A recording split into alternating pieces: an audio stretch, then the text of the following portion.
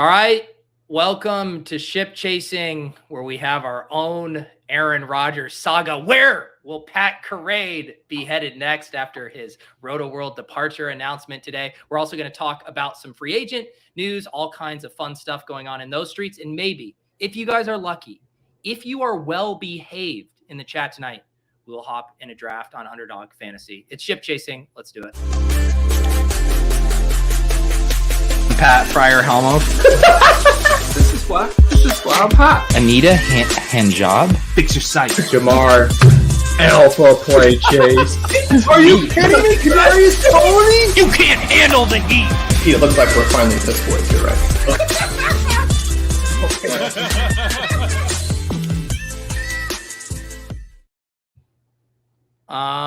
Yeah, Pat, were you taking notes of Rodgers' appearance on McAfee today? Are you trying to mirror that? I actually did when I realized that I had a chance to do it while Rodgers was making his stupid announcement on McAfee.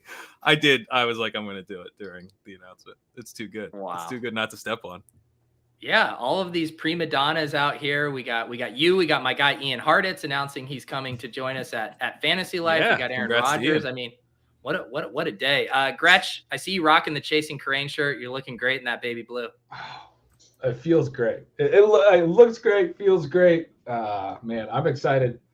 The people, they seem excited. I see the chat. I saw the Twitter comments today. Yeah, I'm just getting. I want to get on with the main event. Do we have to build this up a little bit, or? I was gonna say, like, how much do we want to string this on? Because I'm just like, because everyone said, I think I saw someone post a screenshot where Pat McAfee had 140,000 concurrents on YouTube. Wow! And I'm just worried. I mean, we got 100 people watching right now. I mean, if you make this announcement and we dive bomb down to 25, we got to get to at least 140. You know. So let's talk about the Rashad Penny contract. Yeah, the Rashad, not a lot of money, Gretch. Did that surprise you? It did. It really did. I mean, because I feel like his profile didn't change a whole lot from last year. I mean, he's injured. But they're not the type of team to spend a ton of draft capital at running back. I think they crushed it. The Eagle. I mean, like, I love it. It's like we talk about like replacement level on in fantasy, and like when you have injury prone guys, they miss some time, but if they played a really high level for part of it, you get to start other players for the other parts of it, right? Like. If Penny misses time, the snaps that he's out there for are going to be high level. You know that. Like, you paid him nothing to be a part of a Frankenstein running back of the running back by committee. They just upped their whole running back room for cheap. Even if he only gives you 200 snaps, you're going to get an elite 200 snaps. Like, did you forget this was a bit? Did you? I actually had stuff I wanted to talk about. I'm also upset. I was hammering Chuba Hubbard in the big board drafts, and so I am a little disappointed that Miles Sanders is going there. That's a pretty nice spot for Sanders. That is a pretty nice spot for Sanders. And I also was hammering Chuba Hubbard. I was hammering Penny, so, free agency giveth and free agency taketh away. But, yeah, it's a bit of a bummer. What about Deontay Foreman? Well, I feel like Deontay Foreman could be what? Like, he's the Boston Scott to Miles Sanders there, and Chuba's the Gainwell? Is that like what it's shaping up to be? Well, he was a free agent. Did he? Foreman? I'm pretty sure that they've said that they're at least they said it was important to re-sign him, but then they never did. And it's like, did you forget? Because he's not under contract. I'm sorry, Achievers. I didn't realize the Hubbard news was such a raw, tender talking point this early into the free agency period. Well, I have a little bit of a segue here. As we talk about free agent news, I was absolutely gutted by the Dallas Cowboys cutting Ezekiel Elliott today. Yeah, because I had written an article on Tony Pollard that talked about how. Who cares if Zeke's there? In fact, maybe we even want Zeke there. For what site? What site did you write the article for? So then I had to rewrite the whole article. Oh my God. Before people see it and they find out about the site, because it's a new site that I started called legendaryupside.com. There you go. And we're all going to read the article right now here on stream. What do we got going on here, Pat? Talk about Legendary Upside. So this is the new thing I'm doing. This is going to be the full-time gig for me. And so what we got is it's a newsletter. It's a brand new idea I've thought of. No one's ever thought about doing a premium newsletter before. I don't know how it came. Did you to say me, you wanted to to call it Stealing Upside? I wanted to call it Stealing Gretsch, but then I couldn't call it that for legal reasons. So yeah, it's a premium newsletter, and it will also have a podcast feed, a premium podcast feed with me narrating the articles, kind of like a podcast version, or not exactly like audiobook level quality. It's like me doing a podcast where I read the article, do some emphasis, try to make it a little fun. So it's like a double-sided newsletter. You can get it through audio if you want. You can get it through email. You can just go to the site. And guys, I can't make a YouTube thumbnail, but I built this site. So I would like a slight no help recognition for that. And I can truly say, after building this site, NFC should really consider fixing theirs. Wait, answer my question. I just assumed you paid someone to build this. You're telling me you No, I built built this yourself? What? I built this myself. Dude, pay someone to fucking do this shit. Don't you realize how much money you have? Yeah. I built it. I got to know how to use it, I will say I was a beta tester on the premium podcast feed today. I got the you did a reading of the this post here. Don't question Jackson Smith and Jigba's ceiling, and talked about the top 3 wide receivers. Listen to the audio version of that on a nice jog I had today, and it was fun. It was great to get to listen to you break down your writing. I like my comp for it for people was like, even though Pat is reading the article, it reminds me of the JJ pods, the late round quarterback, where it's conversational but scripted. It's not like Pat outsourced it to someone to do a transcript reading of the site. So I definitely highly recommend it. You did a very nice job with it. Appreciate it. And so this post, the Jackson Smith and Jigba post, the whole Jackson Smith and Jigba part is free. It's like a big free preview. I'm putting there is a paywall that hits, but it's pretty far down. So if you just Pat want to doesn't sign know up how for to free, do paywalls. I don't know how to do paywalls. Yeah, it's apparently you don't do it right before the last paragraph. So this whole section is part of the free preview on this article. The Pollard article is completely free. I'm going to be doing like a decent amount of free posts, so I would just recommend signing up for free. Right now, it's $10 a month for the full access membership, $99 for the year. But there's a 30-day trial, and there's a $30 off early bird discount. That's $69 for the year. There you go. I might have to start the conversation here. Oh God! Oh, what is this? You make me list my expertise to comment? I actually don't see. This is a new feature. I did not know that was the thing. Yeah. I'm just here to start the convo. Oh God! Embrace debate, people. So chat's asking Pat. about Dynasty content. You're going to do Dynasty. You're doing rookies. You're doing best ball. You're going to have the walkthrough during the season. You're going to have the pod feed. You're doing it all. Yeah, I'm doing it all. There's Dynasty content that I'm rolling out now. I mean, the rookie profiles have a Dynasty rookie grade. They also have best ball outlook, best ball recommendations. So I think they kind of go both ways. Rookie rankings are up right now. Walkthrough will be on the site in season. My legendary running back article will be out in the summer. That's going to be free. I'm going to do that one free. So yeah, that's another reason to just sign up for the free part at the very least. And then I will have best ball ranks post NFL draft. It's just one man. I'm not gonna be able to keep up to date with best ball ranks prior to the draft, but my goal is to do them. If I'm doing them, I want you to be able to draft off them. So that's why I'm waiting until after the draft when they launch for, best ball mania season. We'll have the draft ranks that you can actually upload. And why do you think you have the credibility to provide ranks for Best Ball Mania? It is a bit hubristic, I will say, a little arrogant, one might call it, but no, we're trying to make the people some money, and I'm gonna be in the lab tweaking my ranks. This is the other, Pat, you had told me you were going to announce you actually are going to do a 24-hour news shift here at the end of free agency and blur every relevant issue. This is the key. You get news blurbs on every player all day, every day.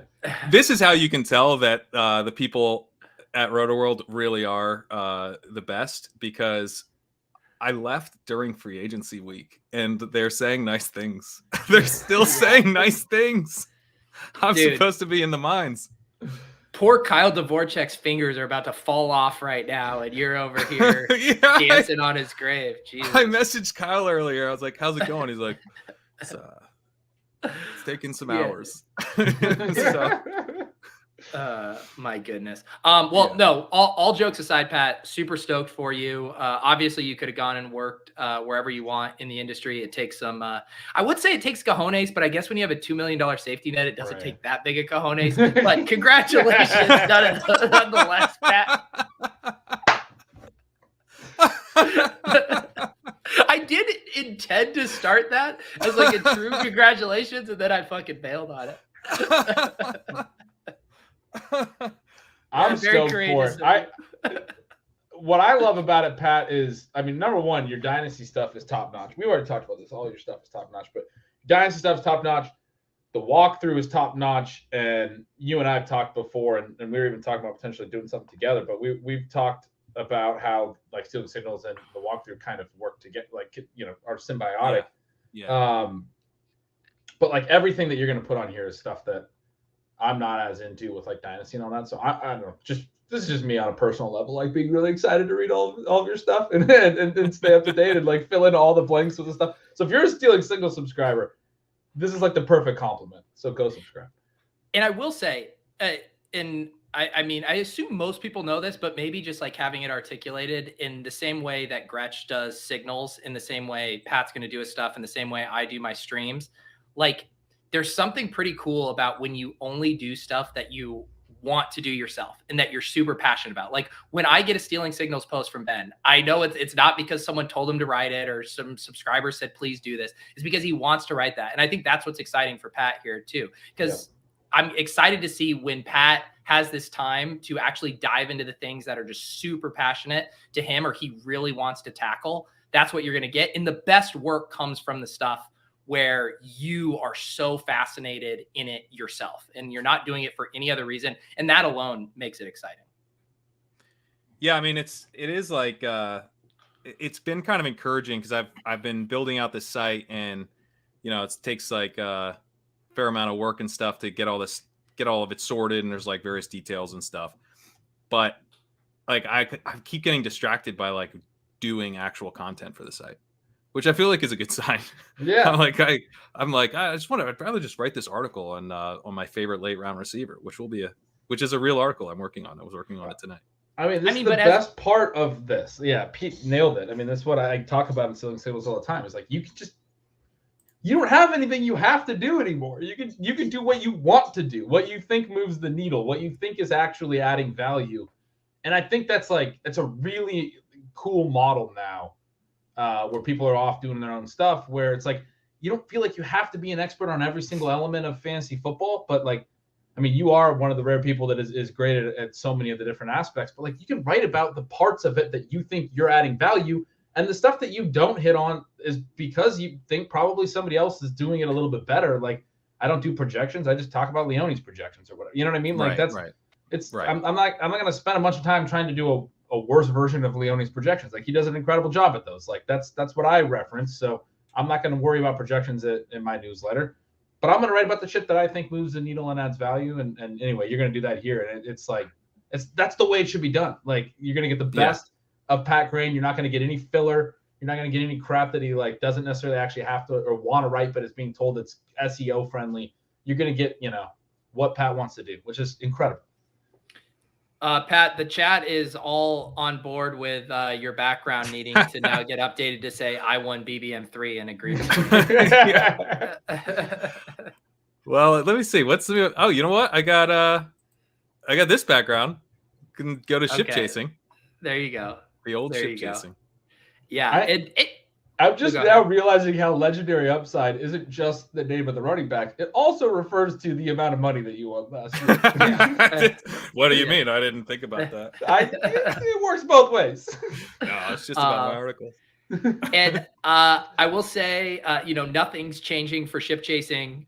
We've been talking about our off-season plans, how we want to attack things. I'm sure we'll have more updates for you guys in the coming future, but we will continue to be here every week. We'll be drafting, all of that good stuff. But yeah, maybe some slight tweaks as we head into this off-season, kind of get things situated how we all prefer. But I'm very excited for another summer of drafting, that's for sure.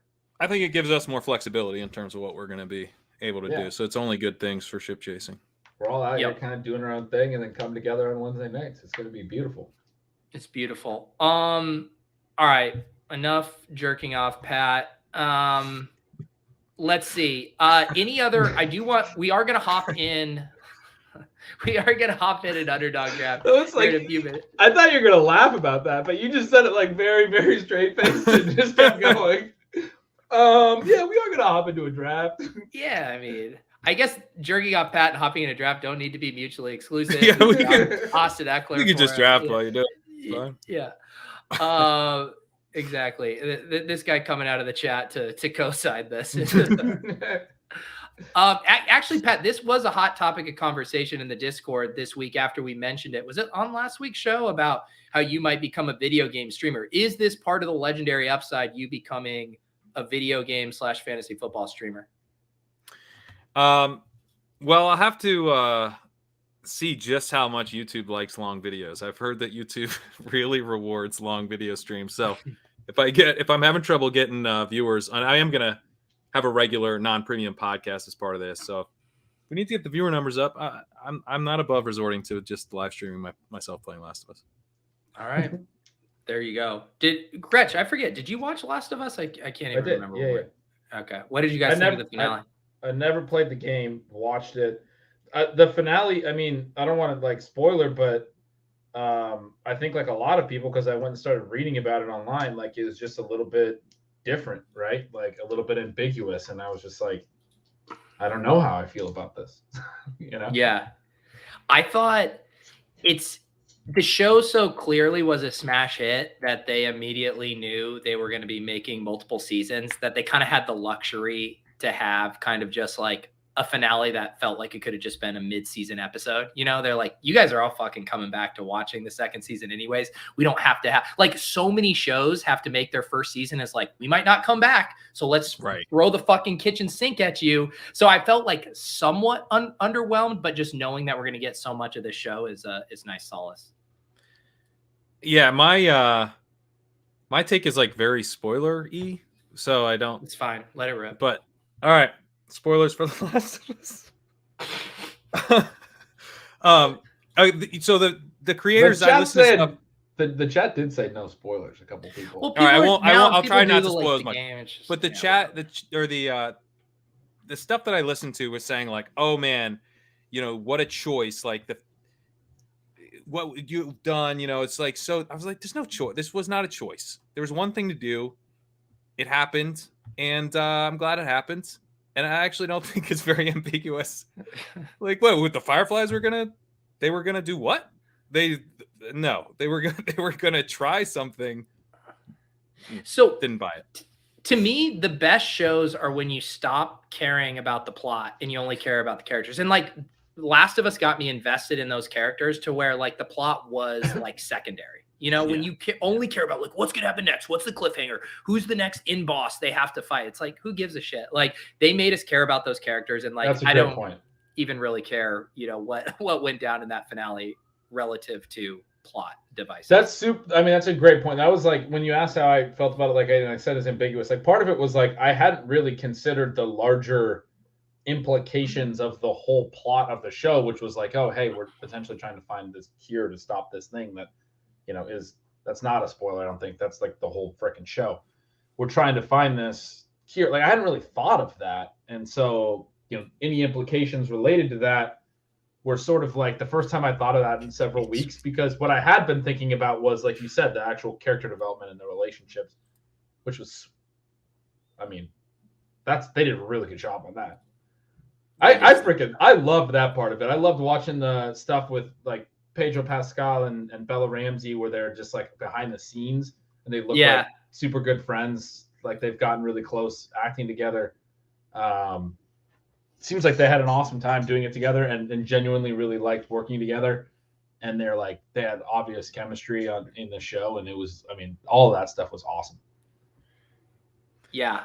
I feel like HBO is on like a heater in that they're the only television network that can even get us close to some kind of monoculture. Like I felt like White Lotus was a show most people gathered around to watch on Sundays. And now we're going to have Succession coming back here in a couple weeks. That's a show that can get everyone talking at the same time. And Last of Us, I feel like even reached a level that even Succession and White Lotus didn't, where fucking everyone watched Last of Us.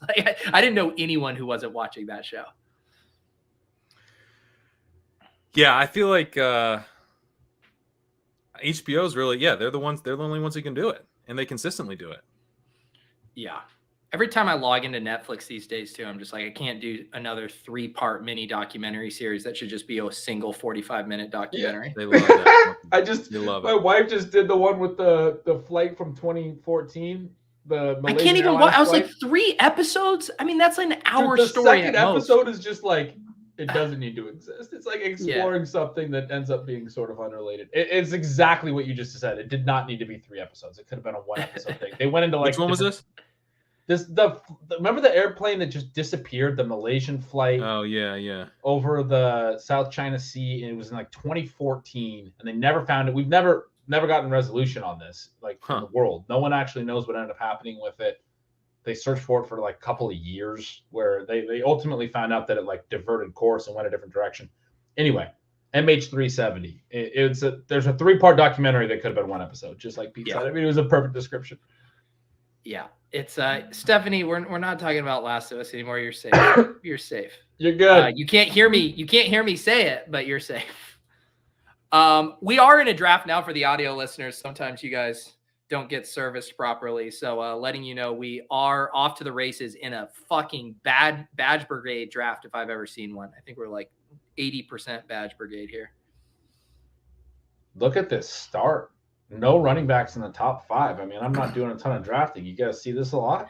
No, we don't. You normally don't see fall to pick 6. You sure don't. See this a lot? No, this is I'm new around here. Yeah. Adams or Lamb? Adams or Lamb. Or Garrett Wilson, now that Aaron Rodgers is in, with the Jets. That'd be a... Any takes? How you guys feel okay about Adams with this Jimmy probably Levis season he's getting? Dude, I saw Adams ball out with Jarrett Stidham. No concerns. Yeah, fair enough. It's true. I think I'd probably go Lamb over Adams though because of that. I'm good with it. Let's do it. I still really like Adams there too. I agree, but Sacrilege. Do we have a 2023 version of the Avalanche clip yet? We do not. If an intrepid videographer out there wants to tackle that, you can slide into my DMs. I promise only 6 to 7 revisions. At minimum, it'll only chew up about 5 hours of your time. Where has DJ Moore wound up after the trade? Has he risen or fallen? He's risen about Garrett 15 Wilson spots. Came back 15 spots. Okay. Yeah. Garrett Wilson would have been a lot of fun on the comeback. There's still only been 1 running back taken. We could take Eckler or Jonathan Taylor. Let's hear some cases. I like Waddle. Yeah, let's just take another receiver. It's an Avalanche. Oh, so Pat, you're just completely out on Austin Eckler. Yeah, wow. Interesting. It's more of a what. This is called a ship chasing piss boys draft where there's an avalanche, wide receiver avalanche. We call it. I thought loyalty meant something to you, but no, the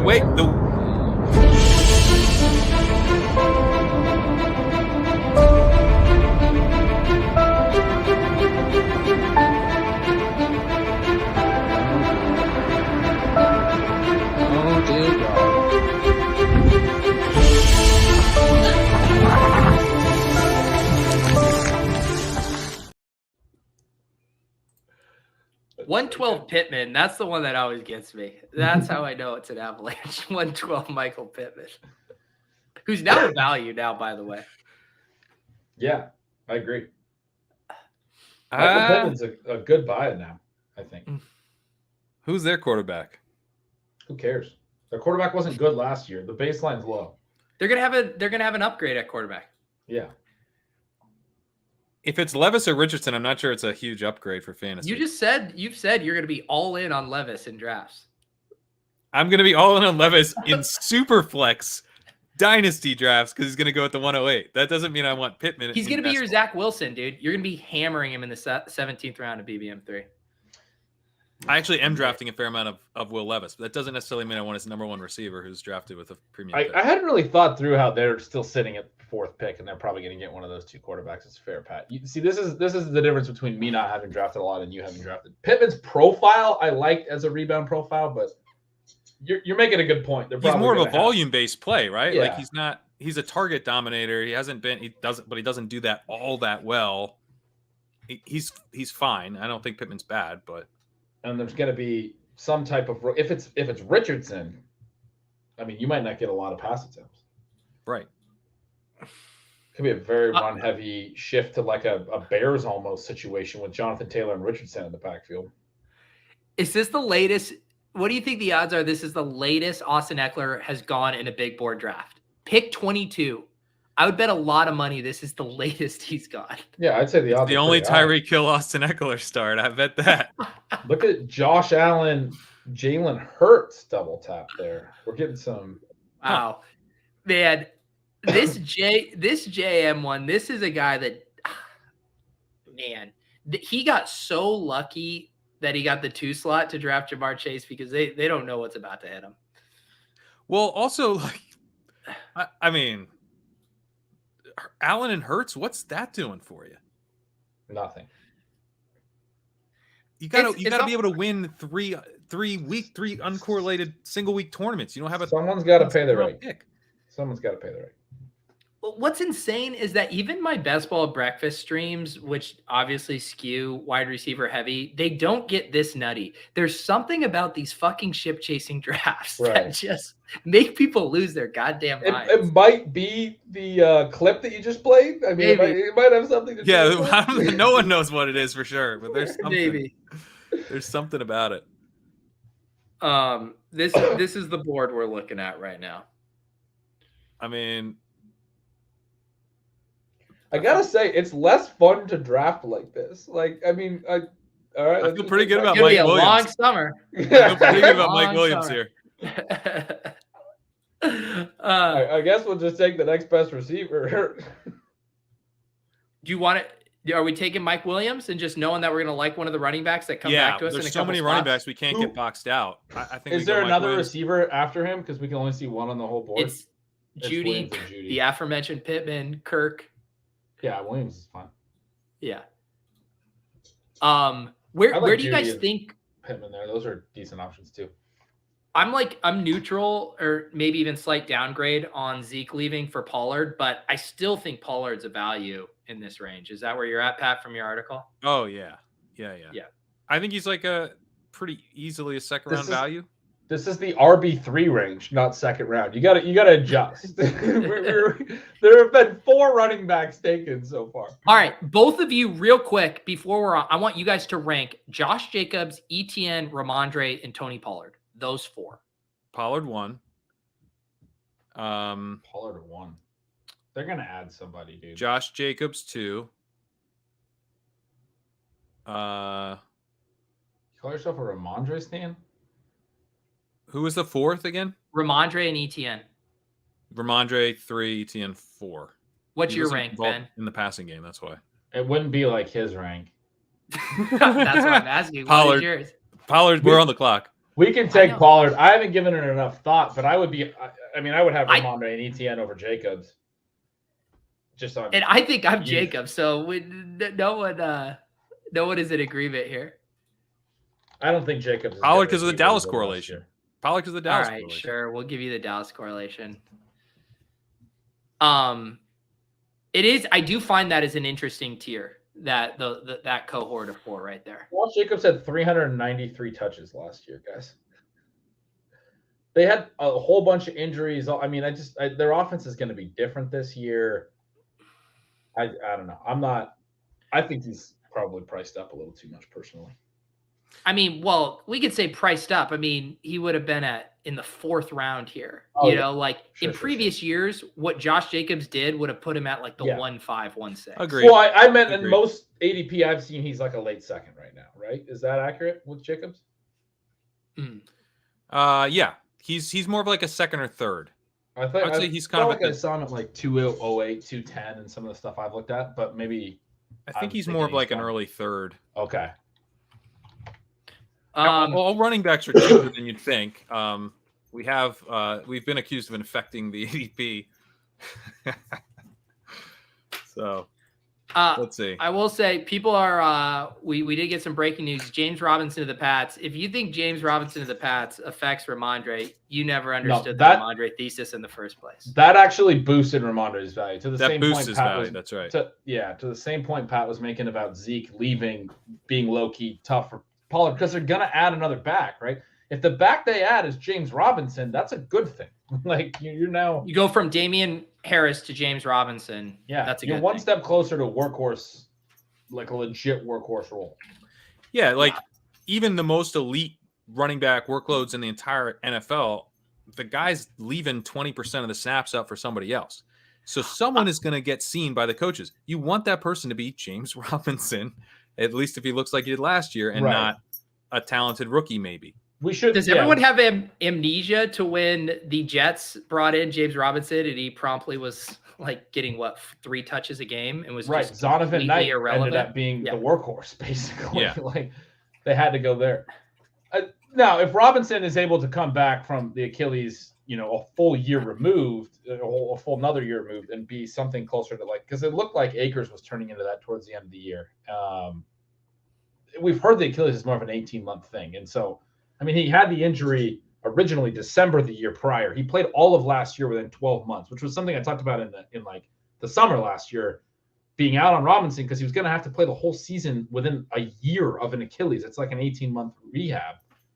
If he comes back, now closer to 2 full or at least more than 18 months from when he hurt it and looks a little bit different. I mean, I think you can make a case for that. People talking about this JM draft. Nice getting the Joe Burrow, Jamar Chase stack. You never know when you're going to need Joe Burrow. When Josh Allen and Jalen Hurts don't end up in your starting lineup. Jameson Tyler Williams Lockett. goes. Pretty good value. Lockett stand here. I don't see anything else. I don't know. Kyle Pitts goes. It would just be like Goddard or Lockett. Will you click on receiver real quick? Yeah. Yeah, I'm cool with it. All right. I dropped a lot of Tyler Lockett anyway, and then in this room. At ADP. Yeah. That is true. The big board was changed on the fly to Superflex. The beast has been starved by JM. What is he doing? It's hard to know. It's hard to know, but he did hear us talking about Ramondre.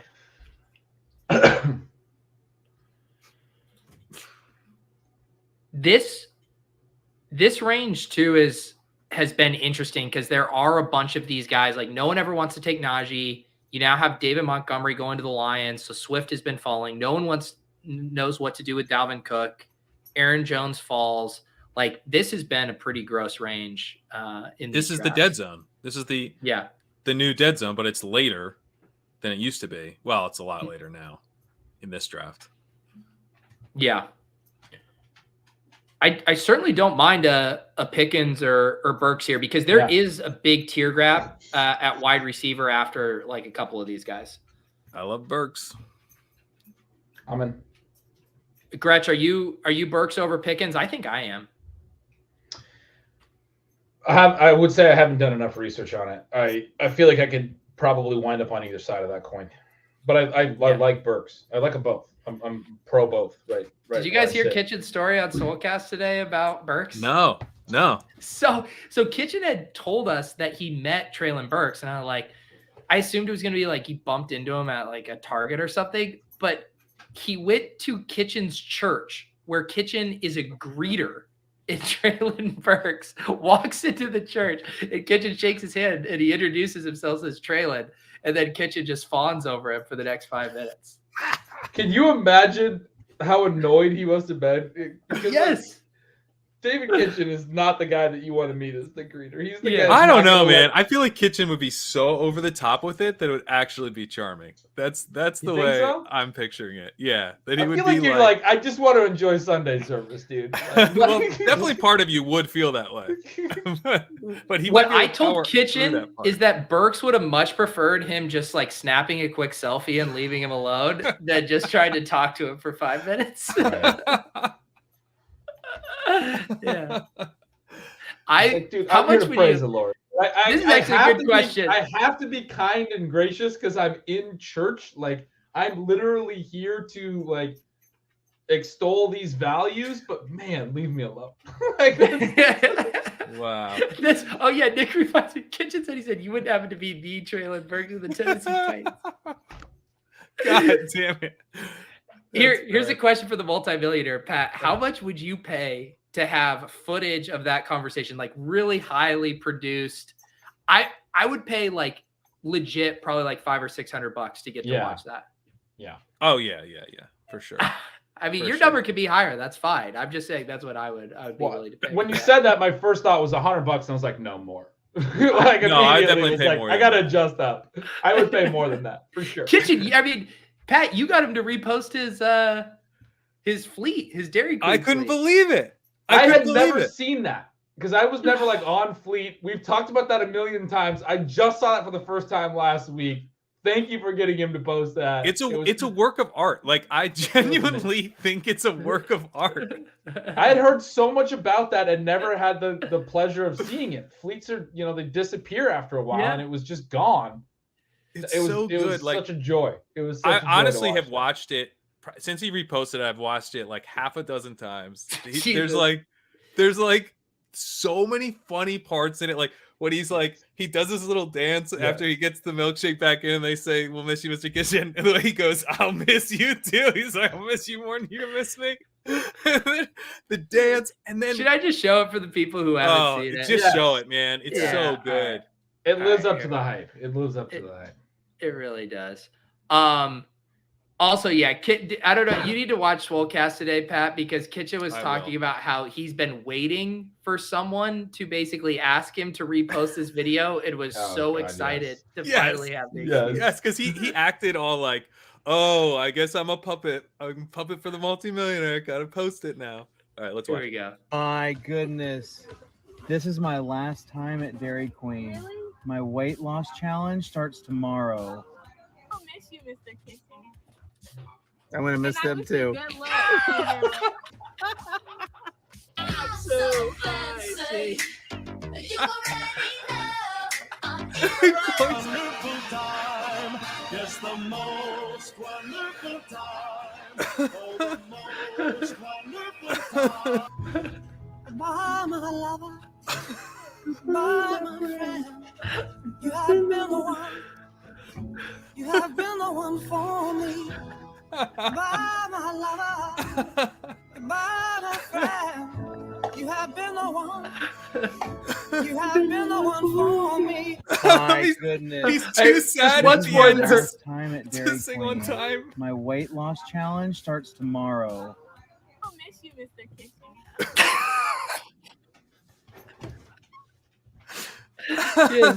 An absurd thing that happened. This is the my best, man.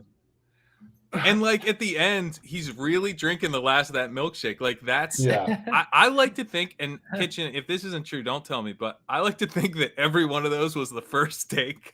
That's how I like to experience. Oh, absolutely. I'd like to imagine that he didn't get the take right, housed one, and then went back through the drive-through. That's actually I like that better now that you say it. All right. Is Dalvin Cook a value at pick 82? We could go Prescott and get our double stack. Oh, that's true. I forgot Prescott was kicking around, and we had fucking JM starving the beast. Yeah, let's lock up Prescott. Yeah, I don't really mind losing Dalvin here either. Yeah. Oh my goodness. We should probably grab one of the dust balls if they make it back in the 8th. I kind of feel like Akers is the best running back pick here.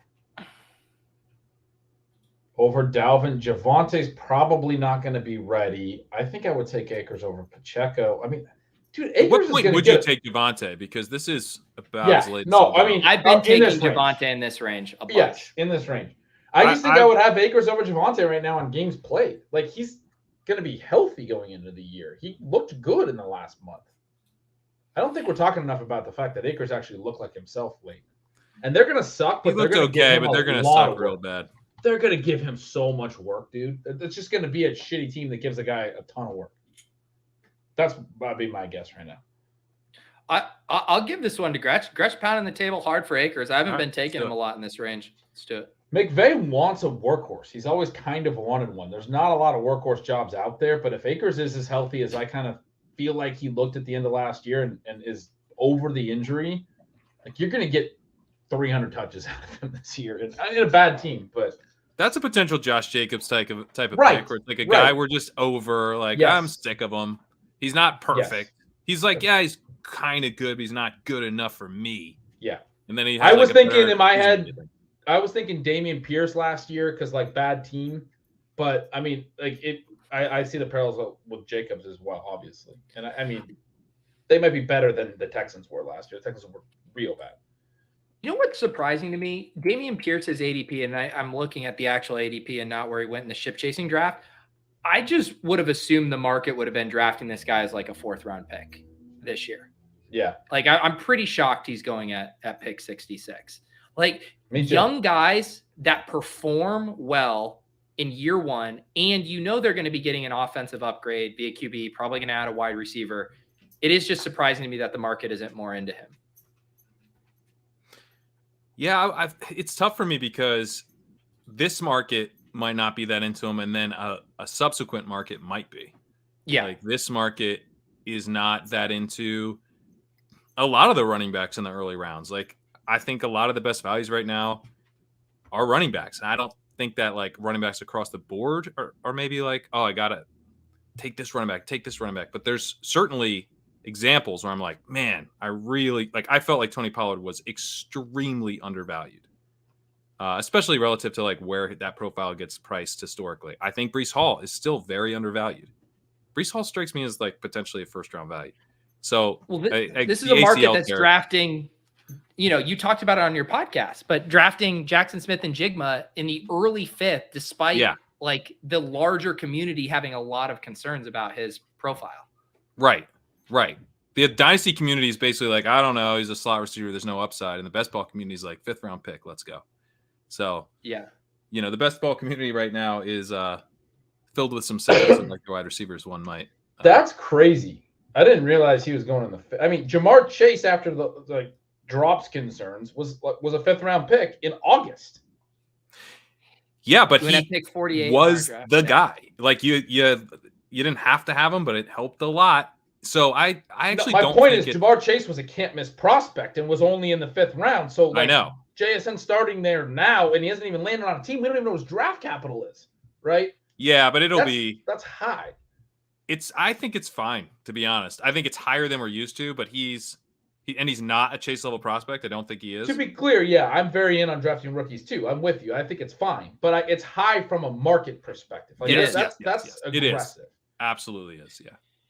Because, and this is the thing too, right? Like, actually, here's a question, because where do you think, so, you know, go back to the year Liam won Best Ball Mania. He had Amon-Ra St. Brown on his team. I actually think a pretty good comp of like what JSN could potentially do. Amon-Ra was like useless his rookie year for the first 11 to 12 weeks, and then just like scorched the earth down the stretch. Like, where do you think Amon-Ra's efficient ADP would be in retrospect that year, knowing what he did down the fantasy playoffs? 7th round? I missed that question because I was reading that someone was late. Drop the link for the chat, Pete. We got it. They want to know the Pat news. LegendaryUpside.com. Yes, Legendary. We're going to put it in the show notes. LegendaryUpside.com. I'll put it here. But I guess my point is like, actually, let's make our pick. I I want to hear that question. What was it? That was about Yeah, Amon-Ra. Charbonnet, New England Patriot, Juju Smith-Schuster, Njoku for our first tight end, Phil I like Hellmuth for our Njoku or I like Phil Nin- Hellmuth. Yeah, I would take either of those tight ends. I like that too. That's a good move. Okay. No, my question is just like if you knew Njigba was going to be a slow starter, but then like really pick up and be like a Amon-Ra back did end in his wide rookie receiver. year. Like the Right, question I'm was, saying- where would you draft? Where would, if you knew Amon-Ra's outcome, where he didn't really do much, but then scorched the earth, what would his efficient ADP have been? I think it's second round. Second round the for that late for the weeks season are- that you got. Yeah, maybe you're right. The dude. late Maybe weeks I are that understand. important. Even in seasonal leagues, they're that important, man. Like most people that are playing in casual leagues, half the Yeah. league makes the playoffs. Like all you I got said is get 7. there. And I think I just got owned real hard. I would almost go back to Frymuth and go tight end here. What do you guys think? I like it. I like. I'm Primus not- a lot. Yeah, this feels like a flat area here. Otherwise, Let's just tight end Charbonnet would be window the it. only other guy I would. I'm with you stump on for. that. I like him, I could do that. but getting tight end taken care of. Maybe we tack on a third really late. I think it's more Just means valuable. that we have to draft Kenny Pickett later, Pat. As long as you're fine with that. I've drafted a decent amount of Kenny Pickett. That's Unfortunately, been looking for reasons to draft him. I hate drafting him, but But yeah, like back to that conversation, I do think if you showed the market ahead of time what Amon-Ra St. Brown did that year, I do think they would have taken him in like the third round of drafts and maybe even the back end of the second round. I mean, especially if you know exactly good like point. sequentially what he is, then it's like, dude, I would probably take him in the late first because you can build your team around that. If you know that you're getting that upside, like if you know you're getting this guy, he came out. What did he do? 80 yards and a TD in like 6 straight games, I think it was. Like I mean, that was an incredible run. You can build around that a little bit. The rest of your roster. I mean, like from a functional perspective. This is obviously hypothetical, but I'm just saying, like. see, I said that's a later. So value- I'm getting him in every draft. You know, you guys are just taking all the value out. Second round, come on. Well, Like play it cool a little. Second round. Kevin's saying, isn't slow starter into best wide receiver in the elimination rounds? Isn't that just the nuts? Of course it's the nuts. You could use that logic on everyone though, right? And you could just say, take this guy in the second round because he could be the guy. I just think the Jackson Smith and Jigba profile is similar to Amon-Ra. And I could see his trajectory his first year being similar. And so what I'm hinting at is if you're taking him at the 4-5 turn or early 5th, how much upside on the bone is there? And if he finishes his rookie year like Amon-Ra did, you can certainly say there's meat on the bone, I guess is what I'm getting at. Yeah. I mean, so a couple things. One, it is tough to match what Amon-Ra did. He had 10 plus targets in 6 straight games, 8 plus catches in 6 straight games. I'm looking at it right now. Like, I mean, it was an incredible run down the stretch, but like you can still have that profile of blowing up late. And that's sort of the 2 is that's what we talk about with these rookies is really high profile ones. We did the same thing with Jonathan Taylor. I remember really hammering that point at CBS. That like it was like a long discussion while I was still there that offseason with the guys about it being too pricey. And my whole argument was you're drafting him for late season upside, and he hit that late. But the point that I always made there for a little bit more of a casual audience was in your leagues, know that you're drafting him for playoff upside, and then in the 8th round or whatever, take one of those like Josh Jacobs type running backs like we're talking about, guaranteed touches. Maybe play that guy in the first couple months if Jonathan Taylor's coming along slowly, which he did in his rookie year, come along fairly slowly, even though Marlon Mack got hurt. He wasn't great until about like week 10 on. But you build that way intentionally to piece together the early season scoring with that profile. If that's what you're playing for, if that's how you're like constructing your roster, it's an important piece of a construction, right? Like it, and if you hit on that upside, then it ends up being the nuts, like we were just talking about. But you got to get there. You got to have some points early in the season. The nice thing about Amon-Ra St. Brown, or sorry, not Amon-Ra, about JSN, is that he is going to be a first-round pick.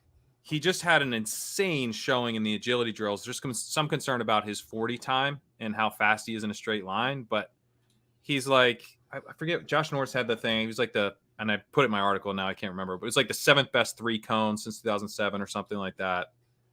Really, really high in the short shuttle as well. And he's a guy whose whole thing is that he changes directions really well. He runs super smooth routes so that he's like elite agility is pointing right to like his strengths potentially translating because he actually has the physical ability to do it. So if you think about the style of receiver that he is plus first round draft capital, he could be earning targets pretty quickly, like week 3, week 4, dominating targets. And that obviously helps in advance rate. And as a rookie, he also has potential to be dominating down the stretch, as well. Right. There's more upside. Yeah. In one point you made that I thought was good too, and I guess it's an obvious point too about like what is his path to like 10 plus targets. If he goes somewhere where there's a dominant, like if the Raiders, I'm just like making it up, like usurping Devontae Adams, that's going to be a tough task. But if you go anywhere where he can realistically be the number one, like Amon-Ra had virtually no target competition in Detroit. It was like an easy depth chart to climb that year. And so it will be interesting to see where he lands in that regard. We are on the clock. I really like Elijah Mitchell. I take a lot of him. I'm good at that. He's been a good player. He's very similar to the Rashad Penny stuff we were talking about. Yes, he's been injury prone, but when he plays, he's been effective. Is Penny available, by the way? Did he go? Oh, he just no. He's long gone, I think. No, just taken a couple of picks out of it. Oh, this is actually later, way later than he's been going in drafts. I mean, I've seen him in the 7th and 8th round in screenshots. Wow. Yeah. But this is it's a bit of an average. chasing adjusted draft. Yeah. By the way, if you're hearing noise, Murphy keeps dropping his ball underneath my desk and then trying to get it. So it's been a little bit of a racket over here. I actually agree with this take. Gainwell over Penny is ridiculous. Yeah, I'm with you there. Especially in half PPR. Yeah, yes. Yeah. Agreed. Yeah, full PPR, I think you can start to have a combo. Yeah. All right, we're back on the clock. We're done at tight end. No obvious stacks in this range. I mean, just take Zay Jones. You take Zay Jones or Dobbs would be the two. Yeah, I'm fine with that. I'm fine with either. We can do Zay. I'm a little worried with Dobbs that he didn't really have the draft capital. It wasn't great last year, and with all the receivers the Jets are bringing in, I'm a little worried in the next couple of days we might find out that like Elijah Moore, they're getting Elijah, even potentially Garrett Wilson is leaving. I don't think they'd trade Garrett Wilson. That would be I don't think they would either, but like it's possible. I think I would question. I'd rather have Garrett Wilson than Aaron Rodgers. I'd just rather have him. I probably would. Because you're paying him just so like much from a team building? Yeah, from a team building perspective. I want the Garrett Wilson contract versus the Aaron Rodgers contract. That's where I'm at. Agreed. I'm with you. Checking in on team 2. Send me a pick if we're doing that deal. Send me a pick with Rodgers. Yeah. Also, I'm the guy who has to deal with Aaron. So send me 2 picks now I think about it. People want the team 2 update. Jamar Chase, Josh Allen, Jalen Hurts, Joe Burrow, Ramondre Stevenson, Dallas Goedert, Joe Mixon, James Cook, KJ Osborne, Dalton Schultz, Kenneth Gainwell. So some actual team correlation here. So this is a legit strategy here. It's a legit strategy that involves not having a wide receiver 3 until potentially the 12th round and maybe later. I mean, not having a wide receiver 2. KJ Osborne, I'm sorry. I'm not KJ Wow, Osborne's KJ not Osborne shade. Yeah, shots fired. Yeah, we're gonna take those shots. You guys are crazy. Jam, are you in the chat? There's some people that are way too high on KJ Osborne, man. Well, yeah, it's kind of the running back opportunity thing for wide receiver, which basically never ever works. It's the hard play. It's like we do this every year. There's always one guy who's like, "There's so many targets available." It's like, either someone else is gonna either they're gonna draft somebody, or someone else is gonna step into that role somehow or another, or it's just going to be Justin Jefferson and TJ Hawkinson. Like KJ Osborne's not suddenly going to be like a target dominator alongside Justin Jefferson. Jefferson will just get 40% of the targets if that's where we're at. I mean, I like this term from Ryan Jones. QB and running back self-avalanche. He covered himself. This guy went into a terrain that the mountain police specifically told him not to go into. He did this avalanche all on his own doing. He did it to himself. Yeah. I do agree KJ Osborne could be good for best ball. I just don't understand it at 902. I mean, I know this is an Avalanche draft as well. The 9th round, it's wide receiver 2. It doesn't make sense. It'd be fine in the 13th or something. If you're making that type of bet, you want to keep it really cheap. Like I've drafted a bunch of Terrace Marshall with the same idea of like they got to throw to somebody. Yeah, but you get him in the 18th or 19th round. So right, it's the same bet, and you're getting him way cheaper, totally different price. Right. You were gonna say something before that, one of you? I was just gonna mention on a couple things on JSN. There was some 40 time discussion in the chat. To be clear, I do not think he will run a good 40. And he'll probably never even run a 40, but I just don't really care. Why would he? I kind of love that it's no like upside. this new age thing where he's like, he kind of probably either his agent or somebody kind of knows like wide receiver 40 times don't really matter. The NFL's kind of gotten wise to that to a certain degree, unless you can run a 4.2, which he clearly can't. And he came out and he ran incredible agility numbers and shuttles. Right. Like, okay, you've already shown move the way we need you to move. Yeah. You've already shown what you need to show. Yeah. And then the other thing is I've compared him to CD Lamb in some ways, especially as I've sort of pushed back on the idea he has no upside. I mean, he's 196 pounds. He's like 6'1". And like he'll probably operate primarily out of the slot, but Lamb played over 60% of his snaps out of the slot last year. He's at 90+% as a rookie. So that's a guy, if you're trying to think through upside scenarios, he's a guy that comes to mind. But also in the same way, he might struggle to like dominate targets if he ends up with like an Amari Cooper type number 1. This seems like a nice pocket for us to get a quarterback or 2. You know, we could go like a rookie and then come back with Pickett kind of thing. Sure. I like Bryce Young. Do we have any Panthers or we get Panthers? Because they're probably going Stroud. I'm cool with either though. Get someone to go Bryce Young. We could maybe grab like Nico later. Dude, we almost just took Zeke. Do you realize that? You guys have no faith in me on Underdog. How are you that calm? My heart is racing. I legit thought Zeke was about to pop up as our guys. pick. I'm the guy who stress tested Tim Patrick out in this. That felt like I Tim have no Patrick. fear. No fear. Zeke would get drafted. Zeke just got cut. He's not out for the year. Everybody relax. Do you see Zeke on our team? Oh my god! You were just like casually talking about like some correlation thing, and then you were kept hovering and then not clicking the star. There was like a third of a second left, and you clicked the star. Holy shit! Thank you, KZ. KZ gets it. So yeah, now the question is, Schmall was losing it with me and Pat. He was losing it.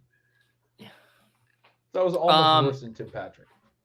Yeah, we are gonna have to figure out what we want to do with this next pick. Actually, I ran out of my drink. No, Pete, it no, will drown. Pete, no, Pete. I had to rewrite a whole article because of this thing. I can't. Like, we're on there's 19 seconds left. It's 17, 16, 15, 14. I'm not even looking. 11, 10. The anxiety's too high. 8. What did you guys decide what you want to do? Let's do Pickett. Oh my god. Everybody relax. Human Intersect says Pete knows how difficult it is to get $2 million. It's actually not that difficult. I would have thought it would have been more difficult, but no, it was too easy. All right, we're done at quarterback. Thank God. I love how invested you guys are over us not drafting Zeke Elliott in a $10 best ball draft on fucking March 15th. In the 14th round. Yeah. Nice value, honestly, at this point. Yeah. Where is Zeke gonna end up? Like, honestly. I mean, he's got to just be somewhere where he can fall into some TDs. I mean, it's not dissimilar to the end of Todd Gurley's run when he landed with the Falcons and got an opportunity to score. He scored like 10 touchdowns or 8 touchdowns that year and was actually like vaguely viable in a format like this. I saw someone mention the Bills, like if they didn't have Singletary back and it was Zeke alongside James Cook as like the short yardage guy, sure, why not, you know? But I mean, it's hard to find a fit was the short answer. Yeah. The Chiefs. Somebody mentioned the Chiefs, and then let Pacheco sort of be more of the outside runner, but let Zeke be the pounder. Because Pacheco dances too much on the between the tackle stuff. But he's obviously got burst, but he's not great at picking up 1 yard. And maybe Zeke still can get you 2-3 yards when you need one. Maybe. I don't even know if he's actually. I think he can do that okay. But like, Yeah. God, I don't know. I mean, what he really should do is just go to like a totally terrible team, and then just like grind, because they would actually feed him a little bit. You know what I mean? It's like do the LaDainian Tomlinson goes to the Jets thing. It's like, oh, he's a little more left than we thought. He's LaShawn McCoy goes to the Chiefs thing, where people like talk themselves into it for a half second, but there's nothing there. Pat, when you said that, it made me think of Emmitt Smith goes to the Arizona Cardinals for a couple of years. That's right. And just grinds it out for a crappy Cardinals team. Yeah. I was going to float Spears there. I think we should take Nico, right? Stack it up. I love Nico. What's your article? You said you were right in the Discord. It's about Nico, write an article about Nico. It's about Nico. Yeah. I think he's a great. Gratch, are you good on that? I want to read the article. I mean, it might stack with Bryce Young, right?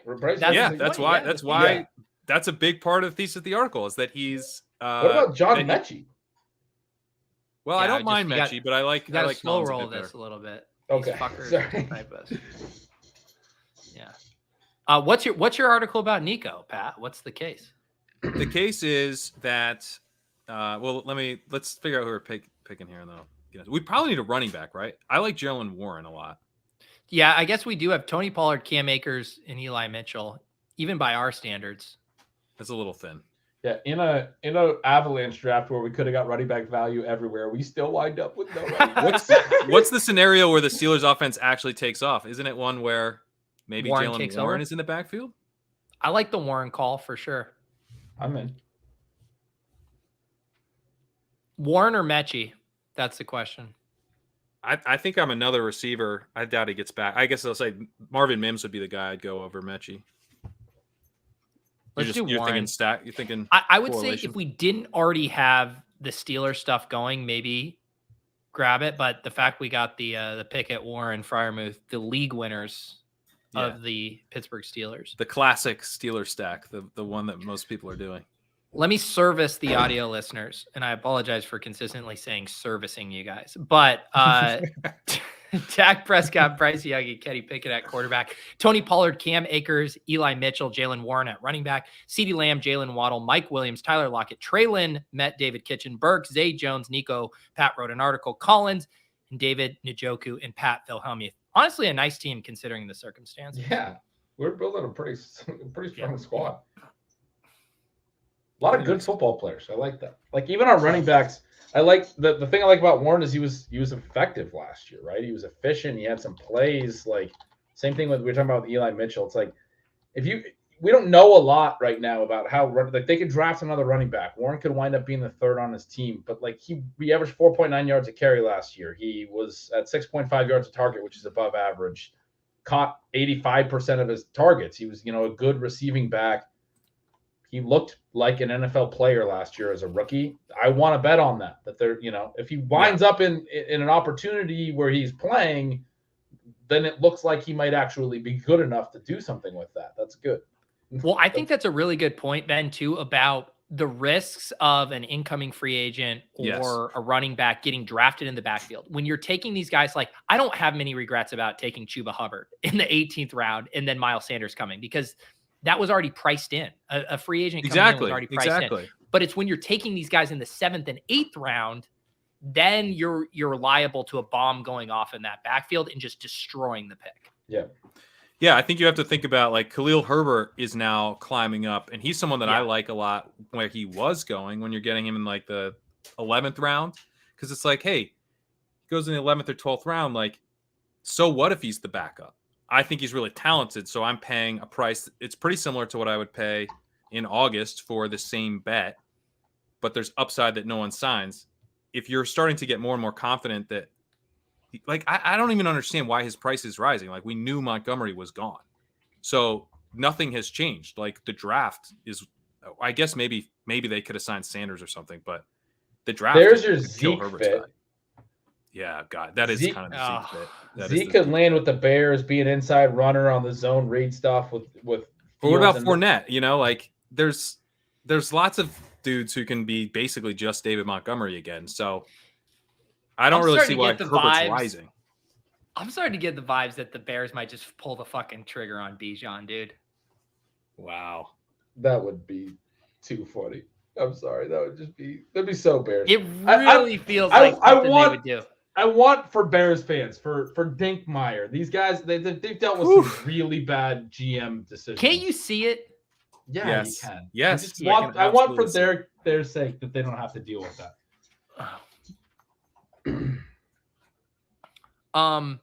Yeah, Chuba now still kicking around. I do like I like Miko Hardman still a decent bit. I feel like he might land somewhere interesting.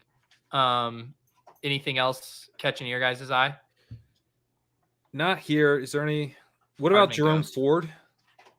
Yeah, Ford's down here deep. I'm in with that. Barry said he's going to be the backup. Yeah. He said it pretty confidently. Yeah. I like the Ford stuff. I And do they like think he'll him- be the pass yeah. catching guy They there. like him on special teams. He's going to play, even if he's the number 3. Like he's going to play, and he's going to be further up the depth chart this year than last year if Hunt's not back. Like, And Even if Dearness he's- Johnson is gone as well. what's That's that? 2 spots. Dearness Johnson's gone. Yeah. What other of these deep Pat, I've been taking some Cedric Tillman late. Any thoughts on that? I don't mind him at all. Yeah, I like him. I think draft position is your big concern there. He could easily be a day 3 guy, and then you don't feel so good about it. But he's someone I think is worth mixing in. I'm trying to think if there's. Well, this is anything honestly, else. I do a lot of 3 tight end builds, even with the 2 that I have here. Like this level, I tack on a third just because I think the rookies are good bets. So I'd probably take, honestly, if it was me, I'd probably take like Clyde Edwards-Helaire. Oh, God. I'm not. I'm gonna veto that shit tonight. I know it's your night, but I mean, at some point we just have to say enough All right, already. you guys got to decide who to take then. Gretch, you want to? I'm gonna put Tillman in the queue unless anyone has something else. I don't know. I like anything. Tillman fine. I was looking up Peanut Tillman's name. His name's Charles Tillman. I was just, making associations with the Cedric Tillman name. I think structurally we should probably take 2 more running backs. We can definitely do one. And Now, when you say luxury pick if structurally, we should want. take 2 more running backs. Do you want to talk about any running backs that you'll allow us to take?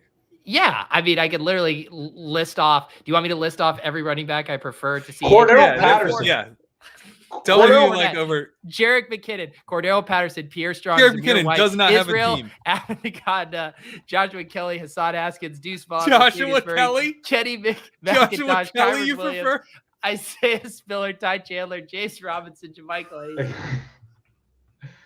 Okay, Michael Hasty? I guess he is sort of the backup, isn't he? Cordero Patterson.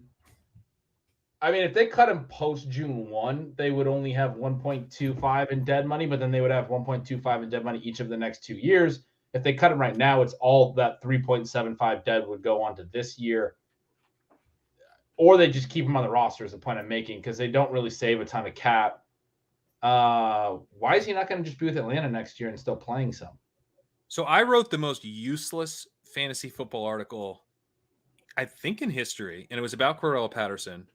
And I made the point Great in way the to article. sell your new site, Pat. Yeah. Well, this is I wrote this in like 2015, and I Okay. and I was like, here, listen, guys, don't be sad. It was probably 2016 or 7. Whenever Patterson is like kind of falling off, I was like, don't give up on Patterson because he's such a good kick returner. He's going to stick around for a long time in the NFL. Now, that's not how you play Dynasty. It's a year-to-year game that didn't help anyone win anything. But I was right. And I think that Ben, the point you're making, he'll probably stick around, 1, because of contract, but 2, like they'll probably still have him return kicks, right? Right. So he'll be there.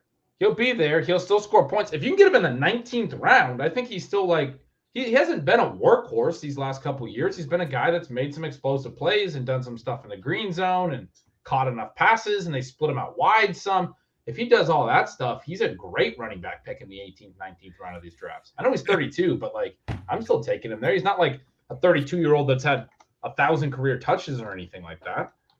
Oh, we sold him. Yeah, do your research. Just did your guys' research, so congratulations.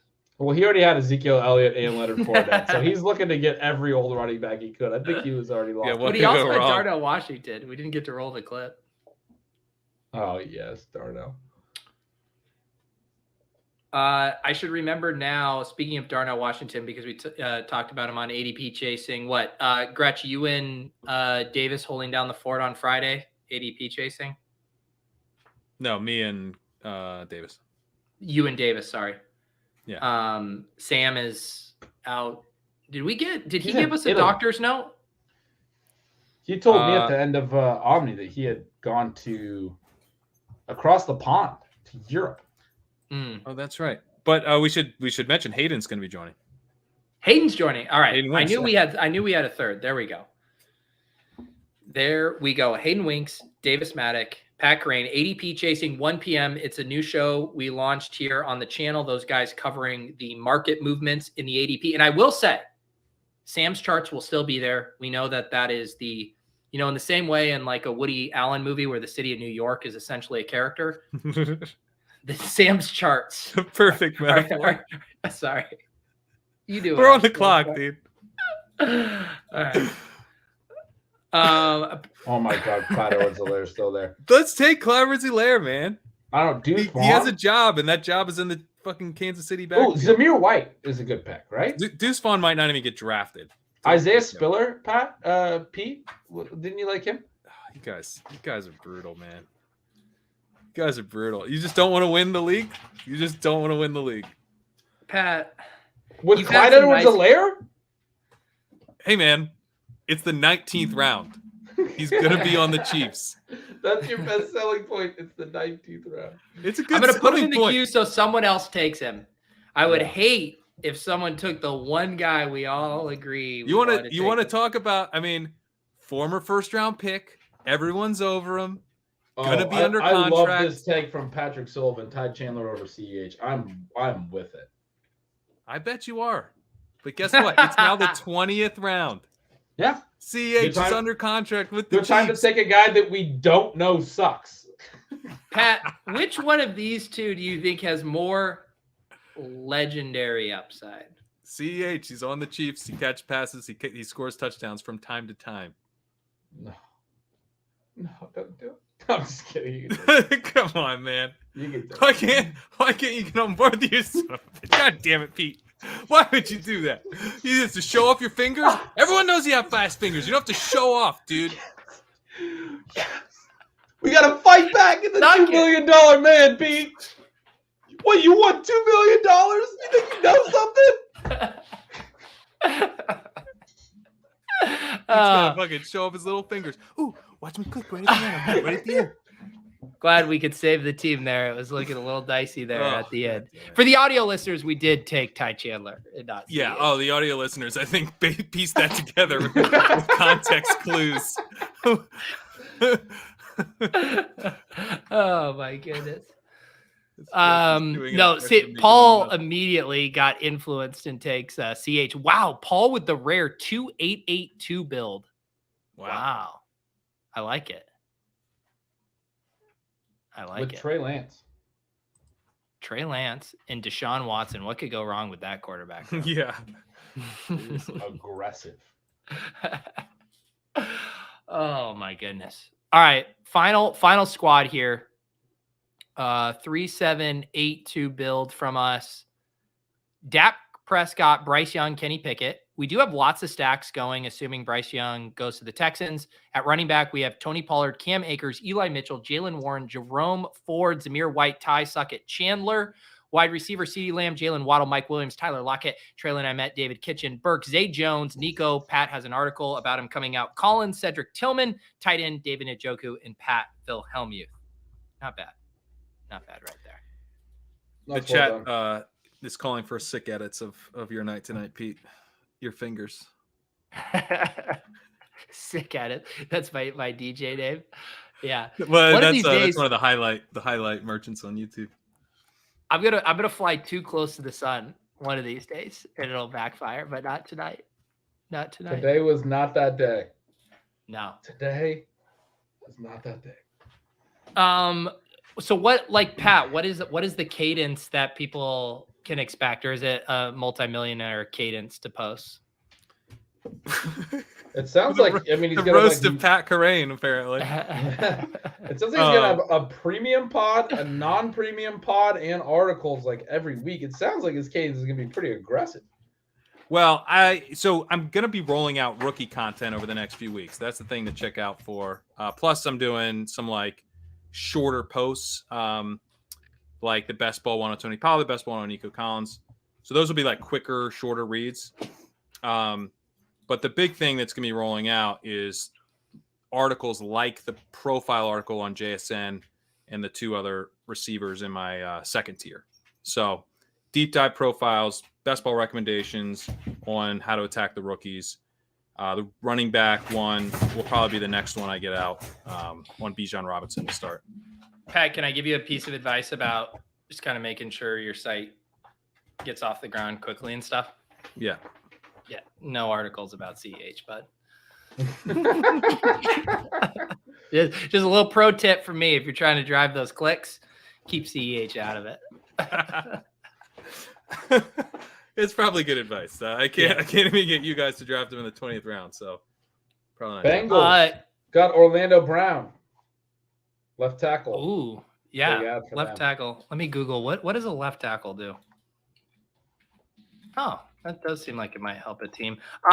Gretch, what do you got going on over in the Stealing Signals realm?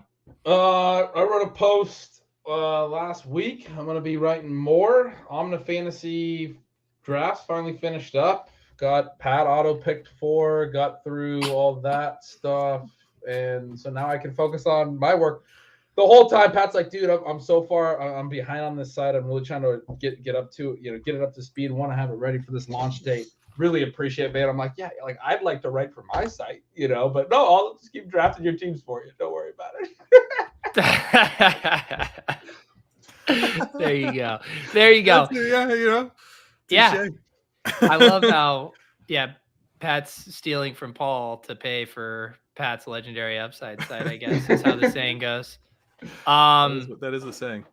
I will say, I mean, Gretch, I today in my inbox, I got like 1,200 words on the World Baseball Classic. You really are doing the Lord's work over there. That was, I don't know why. I was just inspired. The World Baseball Classic has been wild. It's Omni season, and I love the contests that have a little bit of, variance to them and a little bit of fun to them. And the World Baseball Classic is just has been a perfect event for Omni Fantasy. If you went with like some of the late picks, they've been fun to see play out. Puerto Rico just beat Dominican Republic. I was just seeing it on the timeline. So the Dominican Republic was the top pick in Omni Fantasy in World Baseball Classic. They got 0 points. They got eliminated with that loss, which was, that's crazy. Tough scene. Tough scene for them. But it's been a fun, fast start in Omni Fantasy. But then, it's football season. I'm going to be doing the Stealing Bananas. We took a little bit of a break. We're going to be popping back on next week. We're firing it back up. And newsletter stuff will be coming out soon enough. So awesome. Let's look forward to. There you guys go. Get subbed to Legendary Upside, to Stealing Signals. I'm trying to think, what do I got on my radar? Like I said, tune into ADP Chasing on Friday. I'll be back with Splash Play on Friday. Spag's back from Mexico. We'll draft. And I got my newsletter too, just doing a weekly one, PO box. It's come up multiple times. We talked about it last week on Ship Chasing. Davis asked me about it today. I've gotten comments, everyone asking, like, is it insane that we're drafting best ball teams in March, in February? So I'm writing about that for the newsletter, what I think is going on, why there's that enthusiasm. So if you guys want to subscribe to the PO Box free newsletter that I have been writing on Fridays, but appreciate you guys all hanging out. I want you guys to all collectively pat us on the back for not extending Pat's news to Rodgersian levels. We just got right to the punch. I feel like we have to be applauded for that. We did talk about Rashad Penny. A little bit of Rashad Penny. Did. A little a slight Rashad Penny detour. Yeah. But appreciate all of you guys, the chat as usual. Electric tonight. If you guys want to become YouTube members, that will unlock the private Discord in the Deposit Kingdom server, and you guys get access to the Ship Chasing channel. All kinds of good stuff going on in there all the time. Appreciate you guys. We will be back next Wednesday. You can also always follow us on Twitter at Ship Chasing. Keep you posted on all of the show news. For Gretch, for Pat, I'm Pete. We'll see you guys next week. Peace. If I can find the outro clip. I have too many highlight clips in here now.